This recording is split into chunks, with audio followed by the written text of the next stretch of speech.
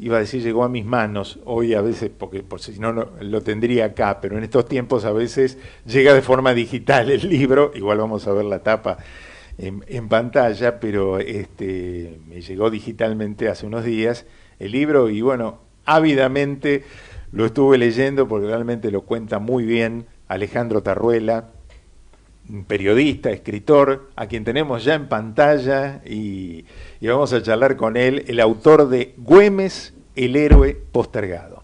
Hola Alejandro, aquí Alejandro Zúcoli y Carlos Clerici, te estamos saludando en Ecomedios. ¿Qué tal? ¿Cómo estás, Carlos? ¿Cómo estás, Alejandra? Muy buenos días, celebrando esta gran fecha. Exactamente, feliz Día del Padre si sos padre, Sí, Carlos. señor, de 4 niños, así que Ah, mira vos. vos también. Yo sí, tres, Ujú. sí. Ahí está. Feliz Este, día ya- entonces. sí, claro, estamos ahí en movimiento hoy, Y ¿no? Sí, padre de claro. un libro también. No se Y dice que sí, tener sí, hijos. sí, ¿Plantó un exacto. árbol, Alejandro? Exactamente, yo viví mucho tiempo en el campo y planté árboles Correcto, ahí. todo cliqueado. Hijos, libro, árbol, listo. Vamos, vamos a Exactamente, celebrarlo. cumplido ese imaginario popular, ¿no? Claro. Bueno, y con un significado muy, muy especial, como decíamos, porque estamos en presencia de, bueno, primero de una celebración o conmemoración, para ser más preciso, de un personaje no conmemorado durante muchísimo tiempo. O sea, es bastante reciente el recordarlo y sobre todo que tenga un día especialmente marcado como feriado en nuestro calendario. Pero bueno, además por esta situación de los 200 años. Por qué esta postergación de él y de muchos, no? Sí, bueno, todas las historias, supongo que las historias de diferentes países deben tener eh, miles de interpretaciones de cosas y, bueno, Nietzsche decía que no existen los hechos sino las interpretaciones, ¿no? Entonces, la interpretación de la historia obedece a intereses específicos en determinados momentos. Y Güemes actúa en una época decisiva de la Argentina. Pues viene la Revolución de Mayo, los años de la creación de la bandera, aparecen Belgrano, San Martín, comienza a aparecer una rebelión desde las provincias porque la nueva situación comercial que habría del mercado, el llamado mercado libre, abría las puertas a los productos, sobre todo británicos, básicamente, y afectaba a las economías de las provincias, ¿no?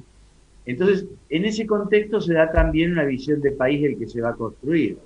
Y Güemes tenía una visión de país como San Martín, como la tenía Belgrano, como la tuvieron tantos otros hombres, del país sobre la base de lo que había sido el virreinato. Ese era un país, entonces había que constituirlo sobre la base de su historia, sobre la base de sus pueblos, y había que luchar para que los españoles respetaran esa, digamos, esa consigna. Y ahí se dan las luchas en el norte. Entonces Buenos Aires no tenía mucho interés en el norte porque hay una fijación muy fuerte en la economía del puerto. Y la economía del puerto, hoy sucede algo semejante, no es lo mismo, pero es semejante, vivía de los otros. Vamos a poner ejemplos. En el libro anterior mío yo cuento que en un momento dado el puerto de Buenos Aires tenía el 60% de su actividad era la esclavitud, o sea, traer afrodescendientes del África, ¿no? Entonces, así del mismo modo, historiadores bolivianos revelan de que hasta 1810 Buenos Aires tenía casi el 57% de su presupuesto constituido con los fondos que proveía el Potosí. Entonces era evidentemente que muy difícil que quisiera desprenderse de eso Buenos Aires. Y ahí yo creo que empiezan las diferencias. Por eso hay una cuestión que que en la historia se ha buscado, digamos, ningunear o poner en un plano inferior, como es el caso de las invasiones inglesas. Y Güemes hacía prácticamente su bautismo de fuego en las invasiones inglesas. El 12 de agosto de 1806, Liniers le encomienda una tarea absolutamente fuera de los cánones de las enseñanzas militares, y que consistía en él, que era un hombre experto en caballos, era un vaqueano, tenía que tomar un grupo de gauchos a caballo y tomar el barco La Justine, que estaba parado ahí en Retiro, justamente enfrente donde está la salida del ferrocarril Mitre tradicional, que era la torre de los ingleses posteriormente. Hábilmente los ingleses colocan un sello para que se olvide la historia, típico de los británicos. Entonces, queda ahí en la torre y se olvida de que Güemes había tomado ese barco. Ese barco lo tomó además porque se había encallado con el limo que tiene el Río de la Del Plata. Río de la Plata, claro, claro. Gracias. Pero gracias. bajaron a caballo, transitando ahí el Río de la Plata, casi Exactamente. hundidos hasta la cabeza, ¿no? Claro, se subieron, hay un relato de Pastor Obligado que es maravilloso, ¿no? Que esto avala la profesión nuestra de periodista, porque Pastor Obligado lo publicó en el diario La Razón en 1823, ¿no? Entonces, Güemes sube con los gauchos, toma el barco, se apropia de las armas y todo eso, y entrega a su comandante, Liniers, el barco tal cual se lo había pedido. El barco había encallado, por Río de la Plata tiene algún secreto, por ejemplo, tiene 3 mareas, no 2. Y por otra parte, el limo produce un barro que era ese que lleva a que nosotros veamos las ilustraciones de la época, que hacen ver que llegaba un barco y la gente tenía que ir a hacer recogida en carros, ¿no? Claro. En carros con bueyes. Uh-huh. Eran recogidas hasta la tierra firme. Entonces Güemes inicia ahí su lucha. Y tiene una situación muy compleja en diciembre de 1810, cuando él es el que comanda la primer batalla que ganan las tropas patrióticas. Va el ejército expedicionario del norte al mando de Castelli y González Balcarce, y Güemes lleva a sus soldados que preparaba en Salta desde las invasiones inglesas para acá. Entonces Güemes vence en Suipacha. ¿Qué hace? Hay una primera batalla, fines de octubre de 1810, Cotagaita. En esa batalla Güemes no pelea prácticamente, tira unos tiros, y cuando ve que era imposible vencer a los españoles, hace algo propio de un comandante que conoce las cosas. Retira su ejército, lo tiene entero. Pero se da cuenta de una cosa en el río, que hay un margen del río que es barroso, algo parecido a lo que sucedía en Retiro. Entonces a los soldados los reúne y dice: muchachos, acá no, acá que vayan los españoles, nosotros los esperamos enfrente. Y hacen eso. Llega el ejército español, que el ejército español, recordemos que no venían de una fiesta ni de festejar nada, sino que venían de pelear con Napoleón, eran oficiales de primer nivel, soldados preparados. Bien, van, ¿qué hacen? No conocen el terreno, se meten en el barro. Güemes los vence en 15 minutos. Ahora, ¿qué ocurre ahí? Castelli no estaba en el lugar, estaba a 100 kilómetros de ese lugar. Ni sabía, cuando Güemes se encuentra que habían ganado, ¿y qué hace? Lo echa a Güemes, sin más lo echa del ejército, lo manda a Salta de nuevo y se hace cargo él del triunfo. Ahí comienza digamos, el ninguneo, digamos. Que no había fotos para demostrar 15 minutos, o sea, le ganó en 15 minutos. ¿Cómo demostrás, no? Claro, pero ahí es donde aparecen los personajes claro, que se colgaban la cucarda, pero ni habían participado, Güemes, ¿no? Okay, yo lo hice. Tomaban y atacó a alguien que...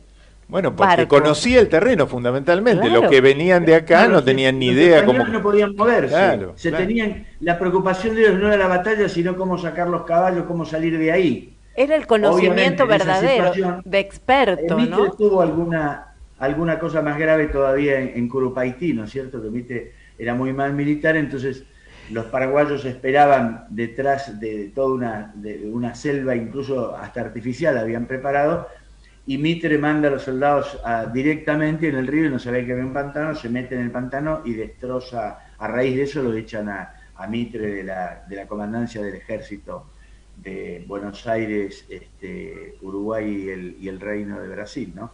Entonces Güemes gana esa batalla y queda fuera del ejército. Ahora, la curiosidad, ¿cómo se van dividiendo las fuerzas? Castelli está en un lado, San Martín está en otro, Güemes está en otro, y San Martín también estaba en el otro. Porque San Martín es el que lo va a buscar a Güemes, dice. Esto es una barbaridad, va, lo busca y lo pone al mando de su ejército, y ahí comienza la tarea de San Martín, con Belgrano, también estaba Belgrano en ese momento, ese trío de grandes conductores, y empieza la historia de Güemes, que es un gran conductor político además, porque él en 1815 era gobernador de Salta, gobernaba desde Salta hasta el Océano Pacífico por Antofagasta y el Alto Perú, la zona que está casi todo Bolivia, la gobernación de Salta.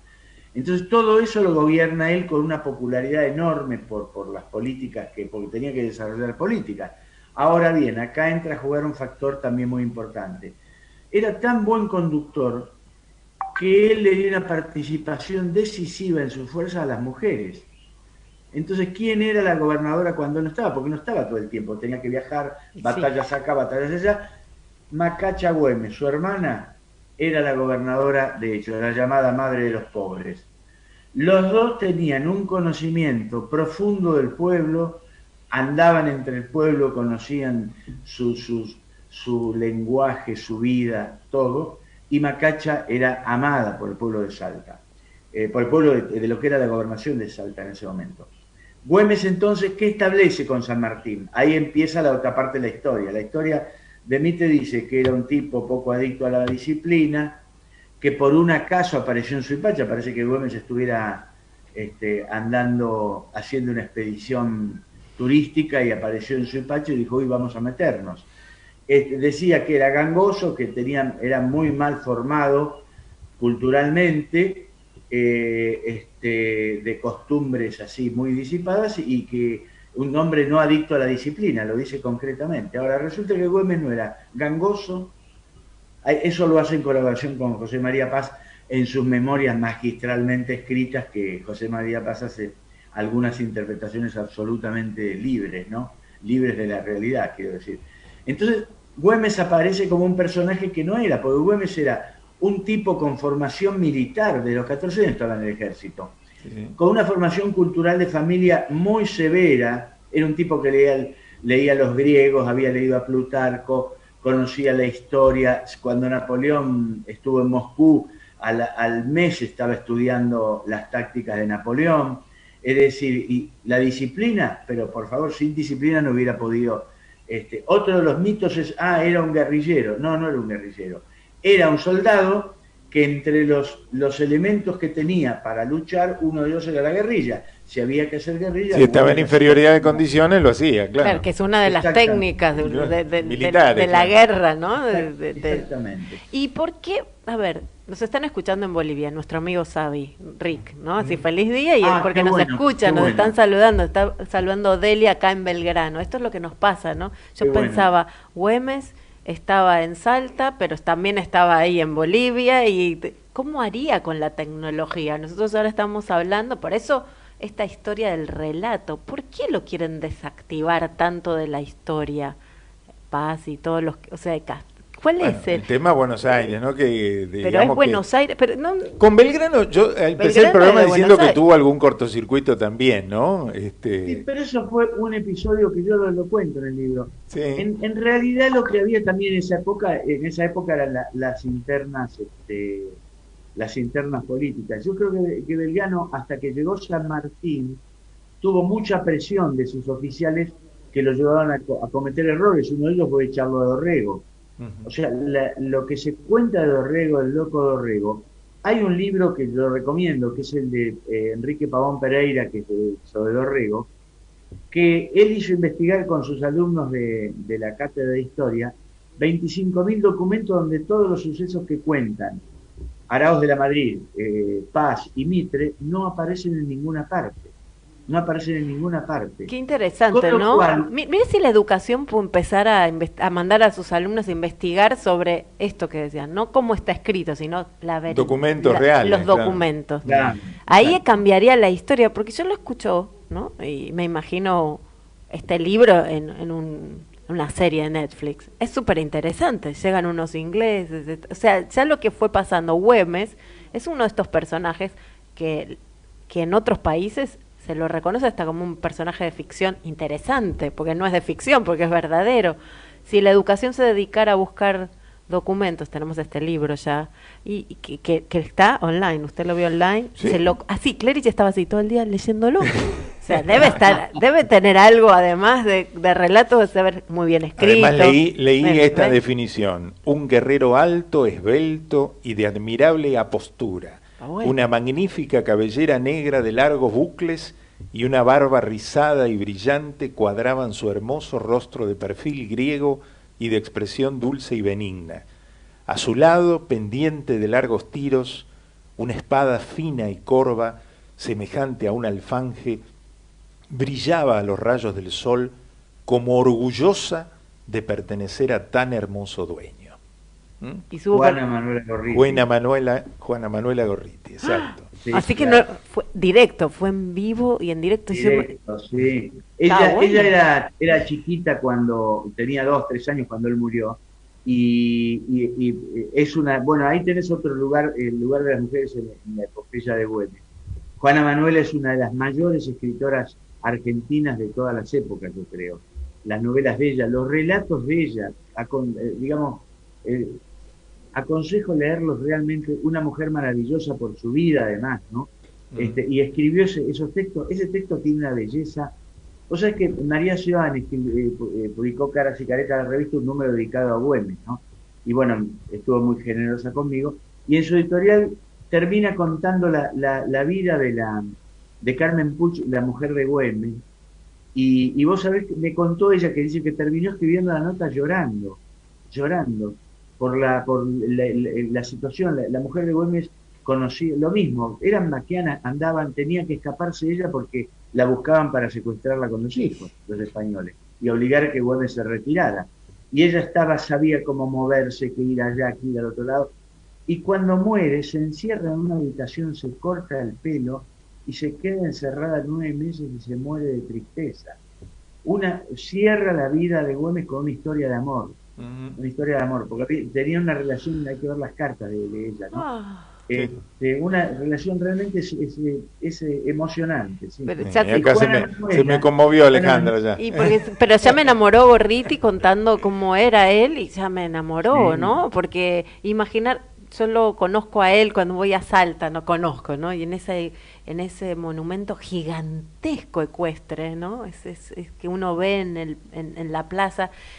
Y no lo conoces porque sos de Buenos Aires, pero vos te imaginás que ese amor, ¿no? La gente de Salta, para hacer semejante monumento, y ahora escucharla a Gorriti, y me da ganas de conocerlo, porque acá me toca mucho ver a Rosas, ¿no? Que Rosas es buen mozo, pero tiene sus historias, pero me sonó que está bueno.